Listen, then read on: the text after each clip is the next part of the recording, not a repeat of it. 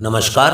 रेवड़ राष्ट्र में वैसे तो मुफ्त की खाने वाले मुफ्ती हर गली चौक चौराहे पर दुग्गियों और गुल्लकों के शिकार हेतु मस्जिदों के आसपास घात लगाए बैठे रहते हैं, लेकिन उनमें से एक मुफ्ती जिसका नाम मुफ्ती गंडचुल कवि है, वो रेवड़ राष्ट्र में अपना एक महत्वपूर्ण स्थान रखता है। मस्तखर के सच्चे साधक गंडचुल कवि के द्वारा अनेकों अवसरों पर सार्वजनिक रूप से दुग्गियों में लाठी प्रक्षालन का प्रयास करते और दुग्गियों से पिटने के अनेकों साहसी कृत्यों को करने के साथ साथ दुग्गियों को आवरण मुक्त होकर वीडियो कॉल करने और दुग्गियों को अलग अलग प्रकार से हत्थी लगाकर दिखाने जैसे मस्तखरवादी लुच्चत्व के प्रतीक अद्भुत कार्य भी बार बार किए जाते रहे हैं। मुफ्ती गंडचुल कवि द्वारा मस्तखर साधना से प्राप्त शक्तियों का प्रयोग करके अब तक जितने भी लुच्चत्व से परिपूर्ण कार्य किए गए हैं, उनके सबके चलचित्र आज भरपूर मात्रा में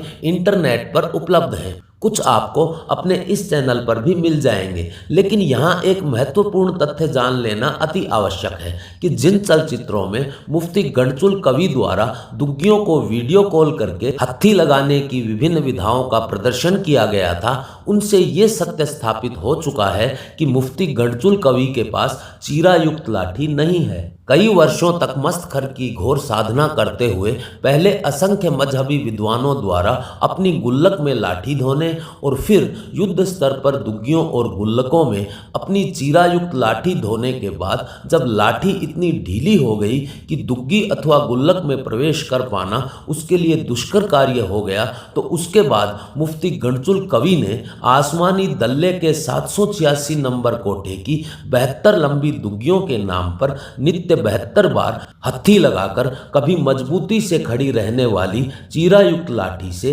धीरे धीरे पूर्ण रूप से छुटकारा पा लिया और अब गंडचुल कवि की शर्मगाह के लाठी वाले स्थान पर पश्चिम भारत में उगने वाली 2 दाने की देशी मूंगफली के आकार की चीरायुक्त चमड़ी का टुकड़ा लटक रहा है। 3 महीने पहले हत्थी वाले वीडियो कॉल के सार्वजनिक होने के बाद से अज्ञातवास में रह रहे मुफ्ती गंडचुल कवि को हमारी टीम फुद्दुद्दीन ने खोज निकाला है। हमारी टीम फुद्दुद्दीन के सदस्य कंजरुद्दीन चुतैया ने जब मुफ्ती गंडचुल कवि के साथ गुफ्तगू किया तो मुफ्ती ने दावा कर दिया कि वो एक मुसला है और मुसला होने के कर्तव्य का निर्वहन करते हुए उसने जो कुछ भी किया वो मस्तखर और आसमानी दल्ले की शिक्षाओं को हर दुग्गी तक पहुंचाने का एक प्रयास था। साथ ही मुफ्ती गंडचुल का कहना है कि आगे आने वाले जीवन में भी वो इस तरह के प्रयास करता रहेगा। चीरा लगी चमड़ी के मात्र छोटे से टुकड़े के बल पर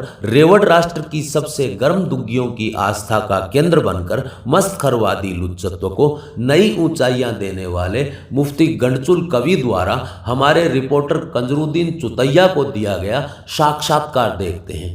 इस वक्त मैं जिस शख्सियत के साथ मौजूद हूँ, मुफ्ती अब्दुल कवि साहब पाकिस्तान की उन चंद शख्सियात में शामिल हैं कि जिन्हें बैनुल अक़वामी शोहरत हासिल है। मुफ्ती अब्दुल कवि साहब को 2 वजूहात की बुना पर जाना जाता है। एक उनकी रूहानी शख्सियत और दूसरा उनका पहलू मुख्तलिफ शख्सियात, शोबिस की जो शख्सियात हैं, टिकटॉक की शख्सियात हैं, उनके हवाले से भी उन्हें खासी पहचान हासिल है। आजकल मुफ्ती साहब की मसरूफियात क्या हैं?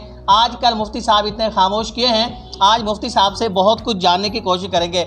एक वक्त था कि मुफ्ती अब्दुल कवि साहब हर वक्त खबरों के अंदर रहा करते थे, अचानक ये खामोशी आ गई है, अब मुफ्ती कवि साहब नज़र नहीं आते, वजह क्या है इसकी?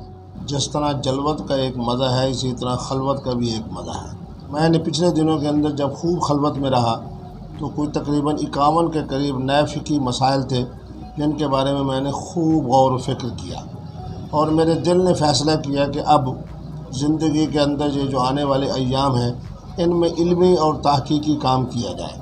उस पर हम माशाअल्लाह हम काम कर रहे हैं और इल्मी और तहकीकी काम ही वो होता है जिसकी वजह से आदमी ज़िंदा रहता है। जहाँ आदमी की किताब मौजूद है समझो वो आदमी ज़िंदा है और वो आदमी उस वक्त तक ज़िंदा रहेगा बल्कि उसका इल्म भी ज़िंदा रहेगा। आप इसी दीनी हवाले से बहुत ज़्यादा मशहूर थे, लेकिन ये 3-4 साल आपकी ज़िंदगी के ये कितने आपके लिए ज़्यादा अहम थे? बात यह है कि इलेक्ट्रॉनिक मीडिया का एक अपना मैदान है उस इलेक्ट्रॉनिक मीडिया के मैदान के हवाले से जो कुछ हम उन सालों में गुज़रे वो सबके सामने है। लेकिन हमें अफसोस ये है कि इलेक्ट्रॉनिक मीडिया ने तो हमारा साथ दिया, लेकिन सोशल मीडिया ने जिस अंदाज से मनफी चीज़ें जो हैं वो लोगों तक पहुंचाई, उस पर हमें बड़ा अफसोस है। जिसका माना यह है कि जब फराजिक रिपोर्ट्स भी आ गई और पता चल गया कि फ़लाँ चीज़ भी गलत है, फ़लाँ चीज़ भी गलत है, फ़लाँ चीज़ भी फेक है, तो उसके बावजूद मैं ये समझता हूँ कि इस मुल्क के अंदर कानून साजी होनी चाहिए मेरे जैसे उन लोगों के लिए जिनके बारे में ये जो सोशल मीडिया है वो एक ऐसा अंदाज़ इख्तियार करे जिसकी वजह से इंसान की शख्सियत के ऊपर कोई उंगली उठ सके। मुफ्ती साहब, ऐसा कैसे हुआ कि आपकी ज़िंदगी जो रूहानियत से भरपूर थी, फिर अचानक आप 3 से 4 साल कबल आ जाते हैं, मुख्तलिफ़ शख्सियात की जो शोबिस की शख्सियात हैं, तो किसने आपको मजबूर किया था कि आप इस तरफ आएँ या फिर आपसे उनकी मुलाकातें हों? ये कौन लेके आया था आपको? मेरे बेटे, बात यह है कि जो आदमी मुस्लिम होता है ना, मुस्लिम का माना है कि जिस आदमी के दिल के अंदर ये बात होती है कि मैं दूसरे तक पैगाम पहुँचाऊँ, खैर का पैगाम पहुँचाऊँ, उस पैगाम के ज़रिए से बहुत सारे लोग ऐसे होते हैं कि उन तक पैगाम जब पहुंचता है तो वो उसको मुस्बत अंदाज में लेते हैं। बहुत सारे बेचारे बदनसीब ऐसे होते हैं कि उनको मुस्लिम तो अपनी तरफ से पैगाम मुस्बत देता है, लेकिन वो बेचारे मुस्बत पैगाम को लेने की बजाय मनफी अंदाज को इख्तियार कर लेते हैं, इसलिए ताकि उनको शोहरत हो। तो बहरहाल मुस्लिम को इस बात से नहीं घबराना चाहिए कि मेरी वजह से कितने लोगों को फ़ायदा हुआ और कितने लोगों ने उसको मनफी अंदाज से इख्तियार किया। जिन्होंने मनफी अंदाज से लिया वो भी कौम के सामने है, जिन्होंने मुस्बत अंदाज से लिया वो भी कौम के सामने है। अल्हम्दुलिल्लाह बहुत सारे लोग ऐसे हैं जो हमारे मुस्लिम होने के हवाले से उनकी ज़िंदगी के अंदर बड़ी तब्दीली आई। ऐसे हैं कि यानी मुफ्ती साहब, आपके उन शख्सियात की तरफ जाने का मकसद ये था कि आप उनको राह रास्त पे ला सकें? मकसद तो यही था, हमारा मकसद तो ये था कि उन लोगों को खैर की तरफ लाया जाए। उस समय मौलाना तारिक जमील साहब और आपके हवाले से ये बहुत ज़्यादा कहा जाता था कि आप ख़वातीन से बहुत ज़्यादा मिलते हैं, आपकी इस हवाले से उनसे मुलाकातें भी होती हैं, तो आप समझते हैं कि आप दोनों शख्सियात ने सिर्फ एक मुस्लिम का किरदार अदा किया था? लेकिन मैं तो नाम नहीं ले रहा था, आपने नाम ले दिया। मौलाना तारिक जमील साहब एक बहुत बड़ा नाम है और बहुत सारे जनाब शोबीज़ के ख़वातीन ऐसी हैं या मर्द ऐसे हैं जो उनसे भी वाबस्ता रहे, मुझसे भी वाबस्ता रहे, मुझसे अब भी वाबस्ता है, उनसे भी वाबस्ता है। तो माना यह है कि हमें चलते रहना चाहिए, कदम बढ़ाना चाहिए, लेकिन मुस्लिम को बहरहाल मुस्लिम होना चाहिए, उसको अपने इस्लाही काम के अंदर रुकावट पैदा नहीं करनी अब चाहिए। जब तो आप समझते हैं कि जिस मकसद के लिए आप उस शोबे की तरफ गए थे, उन शोबों के लोगों से आपने मुलाकातें की थी, वो आपने किस हद तक हासिल कर लिया? मैं ये समझता हूँ कि उसमें मुझे नुकसान हुआ है, फ़ायदा उसमें कम रहा है, क्योंकि मैं अपने जहन के मुताबिक चल रहा था, वो अपने जहन के मुताबिक चल रहे थे। क्योंकि मेरा ज़माना ऐसा है जिस ज़माने के अंदर मनफी बातों को ज़्यादा लिया जाता है, मुस्बत बातों को कम लिया जाता है। तो सब ये भी था कि आपने मुस्लिम का किरदार अदा किया, लेकिन ये भी कहा गया था उस शोबे की जो ख़वातीन हैं वहाँ आपके रवाबे ज़्यादा थे, उसके बजाय वहाँ उसी शोबे के जो मर्द हैं उनकी तरफ आपकी कंसंट्रेशन, आपकी तवज्जो नहीं हुआ करती थी। ये फ़र्क क्यों था कि सिर्फ ख़वातीन के लिए मुस्लिम का किरदार लेकिन दूसरी तरफ मर्दों के लिए नहीं?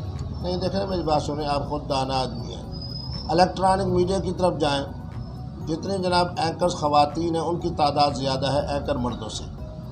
इसी तरह दूसरे शोबे की तरफ जाएँ तो ख़वातीन की तादाद बहुत ज़्यादा है मर्दों के मुकाबले में। जब मुस्लिम ने काम करना होता है तो उसको तो नर्सरी चाहिए, नर्सरी के अंदर अगर मर्द हैं तो उसके लिए मुस्लिम, अगर वहाँ ख़वातीन हैं तो उनके लिए मुस्लिम। तो इसलिए चूँकि ज़्यादा बड़ी तादाद उसमें ख़वातीन की है, इसलिए हमने जब मुस्लिम होने का किरदार अदा किया, बहुत सारे लोगों को हमारे इस इस्लाह का फ़ायदा हुआ और कुछ लोग ऐसे भी थे जिनकी इस्लाह के फ़ायदे की वजह हमें नुकसान हुआ।